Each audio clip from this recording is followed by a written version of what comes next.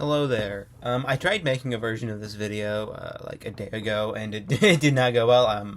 Just kind of tripping over my words or whatever.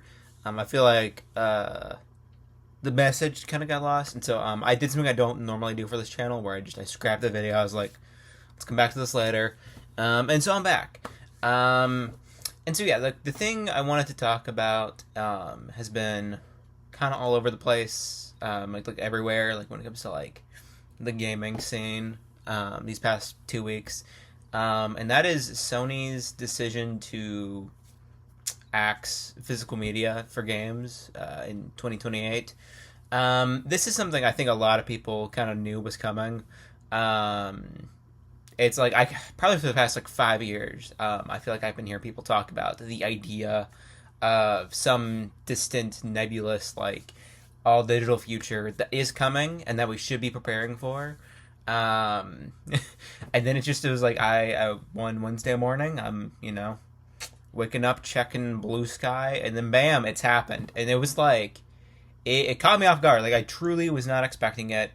I think really because of how like shitty the whole games industry is right now. Like hardware is so expensive, memory is so expensive, and so to me it felt like, okay, like if this was going to happen, it felt like it would be like at least one generation down, because then at least by that point we storage might be cheaper, so we might be able to like make that transition a bit more palatable. But like in a day and age where like storage is like as expensive as it's like ever been, at least in my time like being a gamer, it's a bit crazy to just be like, oh yes, we're going all digital. Like, and that's just one aspect of it. I mean, there's other economic factors, like everything is so expensive these days, which I think then further justifies the need for a used market. So yeah, I kind of think Sony picked the worst possible time to do this. Like, even if we're just accepting, like, okay, like this is inevitable, it was always going to happen, fine. This was not the time to do it. But that's beside the point. But yeah, no, it was. It took me by surprise, and I very much kind of I did not like it. I was very pessimistic for like a few days, and I very much wanted to hold off doing any sort of video until after I'd like gathered my thoughts and like kind of figured out what I feel like this actually meant for games as a whole, and like how I want to interact with them. And so that's mainly what we're talking about today. I mean, like everyone's talked about why this is bad, and I don't really have anything unique to add to it. But what I do want to talk about is like what I'm actually doing. And so yeah, like for starters, I'm a Nintendo fan. Like I buy Nintendo systems, so this doesn't like necessarily affect me. Like it doesn't affect my day to day. Like the most recent PlayStation console I have is like that PS3 back there. So like it's not something that is going to affect me. Like I'm not gonna have to start buying like all digital for new games for at least 5, 6, 7 more years. But I do want to kind of like prepare for that, and like because I am actually making, I think, pretty big shifts in how I'm buying things in the event of an all digital future. I do want to kind of start making those transitions, because like I'm somebody, I very much care about like the longevity of my purchases. Like obviously, like, if I'm going to sink a bunch of money into something, I want it to last. And that it might seem a little interesting because it's like, oh, I have like a freaking GameCube and like retro stuff back there.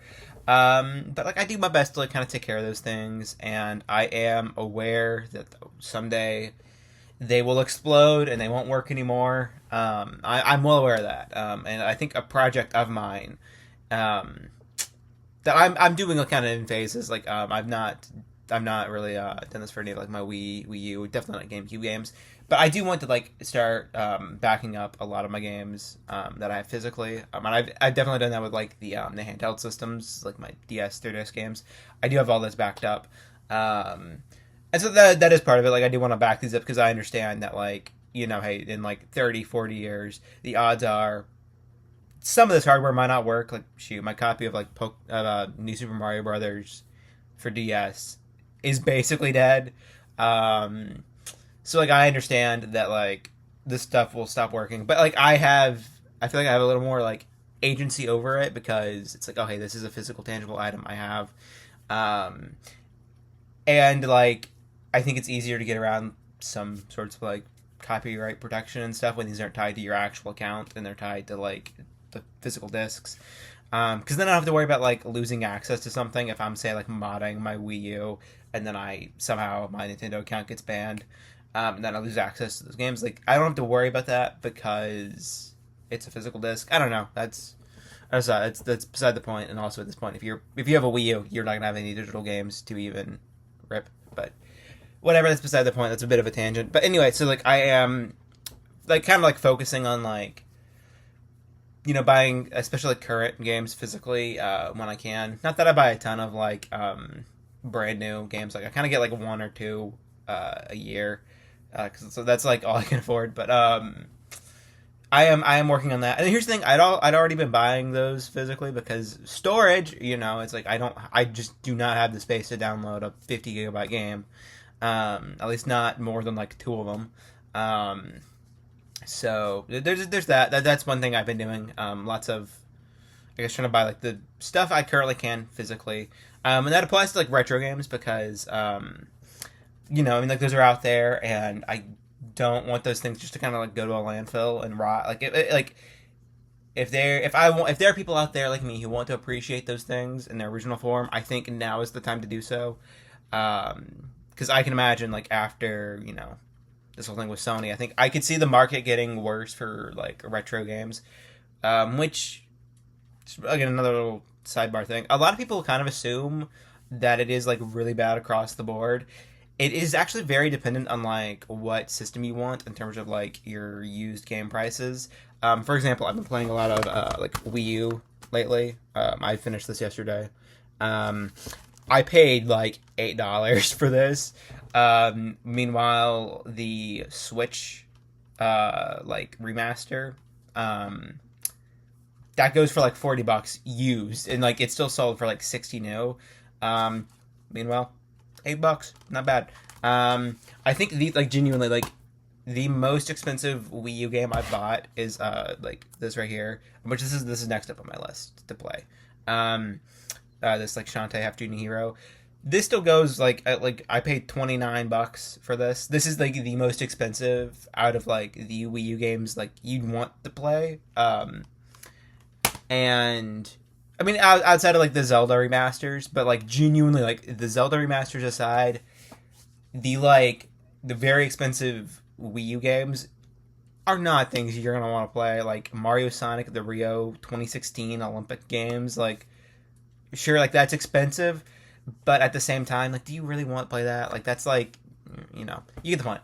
Anyway, so that's another thing I'm doing. I'm trying to like appreciate these older consoles, especially because it is kind of like something I've wanted for so long. Like when I was like 11, I always dreamed of having access to like this older hardware, and it wasn't. It just you're 11. It's not on the table. Like, and kind of slowly as I got older, I got more and more of these like systems. I was able to pick them up or like get them for birthday. Like, I got like that GameCube back there for like my 17th birthday. Because I think after a while, my family was like, "Oh wait, no, they're actually going to stick with this." And yes, I did. But I've kind of accumulated more and more of these retro systems. And recently, I was like, "Wait a second, I could play just about every retro game like I want to play."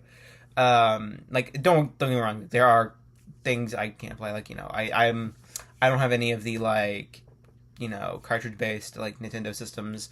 I have nothing Sega. I don't have a PS2. I have that PS3 back there, but that's like one of the ones that can't play PS2 games. So like I do have blind spots, but again, it's like those blind spots aren't as large, and so it's like I can kind of like play.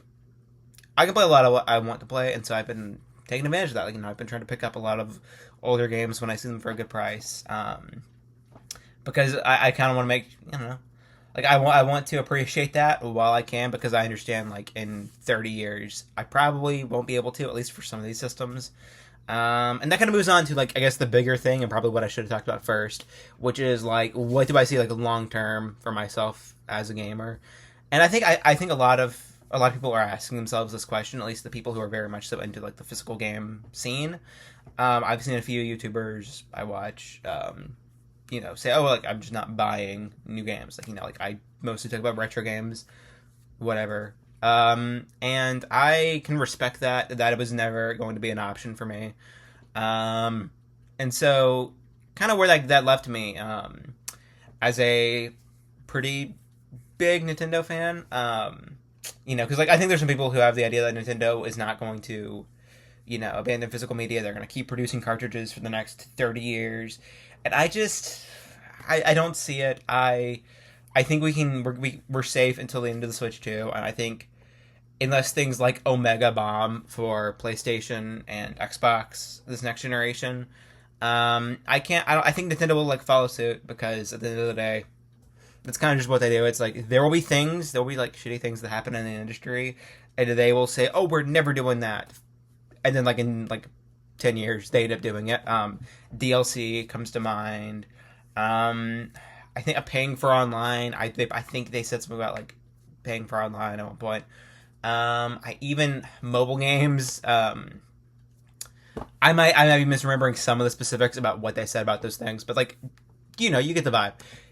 When, like, there's a bad trend in the industry, they will kind of be like, "Oh yes, we're not doing that," and then they do it, which is actually a reason I'm a little worried about, like, them and AI, because right now they're very anti-AI. I don't know if that'll last, and so because of that, I've already been for a while thinking about, like, the idea of, like, oh, what if I kind of, like, just move out of the Nintendo ecosystem. And this whole thing with, like, Sony was kind of like the final straw, because, again, if I definitely see that coming for Nintendo in the next decade or so. I want to prepare for that now. And so I think, yeah, like, going forward, if I want, like, a game that is, like, only digital, I'm getting it on PC now, because at that point, if I'm building into a digital ecosystem, I want to make sure it is one that I think has longevity, and it's one that gives me control over my games.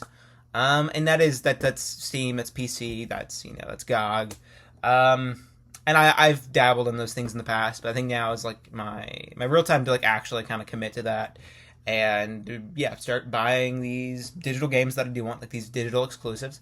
Getting those on PC, because I am much more confident in my ability to download a Steam game in 20 years than I am in me being able to download a Switch 1 game in 20 years.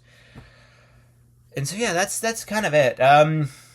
And again, that took some time to kind of, like, think through. Like, at first it was like, all right, that's it. I'm just dipping out of consoles entirely. I'm going all digital for everything on PC.